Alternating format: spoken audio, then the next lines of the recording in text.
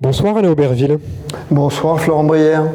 On est très heureux à Eurostéo de t'accueillir ce soir dans des conditions un peu particulières, à conditions particulières, adaptation particulière. On a gardé notre distance sociale. D'habitude, on fait ces conférences en live, c'est ce qu'on appelle les conférences d'Eurostéo. Là, on a décidé de mettre en place des web-conférences, comme on dit, un webinaire. Et voilà. Tu connais bien Eurostéo, Alain, qui forme des professionnels de santé au métier d'ostéopathe, ici à Aix-en-Provence ou à Bordeaux, parce que tu as été un des piliers de cette école. Un des cofondateurs de cette école, et donc un des piliers de la formation, puisque tu as été responsable du viscéral. Et pendant toute ta carrière de formateur en viscéral, tu as développé un concept particulier qui s'appelle la motilité. Et cette motilité, la motilité en ostéopathie, et cette motilité, tu en as parlé sur le viscère, mais tu en as parlé sur tous les autres tissus du corps. Tu as compilé ces 40 années d'expérience et tout ton travail dans ce livre qu'on voit ici, La motilité en ostéopathie, aux éditions Elsevier-Masson. En collaboration avec André Aubin, qui est la directrice de l'Institut de l'école d'ostéopathie du Québec à Montréal. Québec, parce que en plus de ça, tu me lances la perche, tu animes des formations post-grade un peu partout dans le monde. Et d'ailleurs, tu auras la gentillesse de prodiguer à Eurostéo une formation.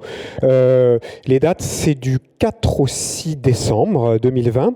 La thématique, je crois que ce sera la motilité pour le système nerveux autonome et le système nerveux central. Et donc ce soir, tu as eu la gentillesse de venir pour nous présenter le concept de la motilité, pas que sur le système nerveux central, parce que tu as décidé de prendre des exemples sur différents viscères pour nous présenter ce concept de motilité. Alain, merci. C'est à toi. Merci Florent. Eh bien, on va revenir à l'historique. L'historique de ce travail, c'est effectivement, suivant ma formation d'ostéopathe, j'ai eu une formation de médecine chinoise. Et dans cette formation de médecine chinoise, un des enseignants travaillait sur l'embryologie pour voir ce que l'embryologie pouvait apporter à la médecine chinoise. Et je me suis dit, tiens, voyons ce que l'on pourrait tirer de l'embryologie pour l'ostéopathie. Et quand on se repenche dans l'embryologie, on s'aperçoit d'une chose, c'est que pratiquement aucune structure ne reste à l'endroit où elle apparaît. C'est-à-dire qu'elle se déplace pendant cette embryogénèse, c'est-à-dire pendant la mise en place de l'embryon. Et donc, pour qu'une structure se déplace, il lui faut de l'énergie. Si vous ne mettez pas d'énergie dans votre batterie ou de carburant dans votre voiture, elle n'aura pas d'énergie, elle ne va pas fonctionner. Elle peut être dans son intégrité, mais s'il n'y a pas d'énergie, elle ne fonctionnera pas. Le corps humain, c'est pareil.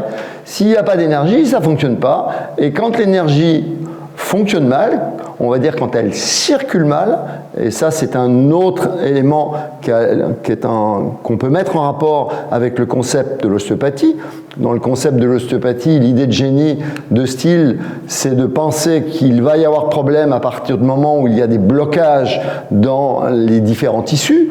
Eh bien, dans la médecine chinoise, la médecine chinoise considère que les problèmes arrivent quand il y a des déficits de circulation. Et on voit bien que circulation et mouvement, nous sommes dans le même cheminement.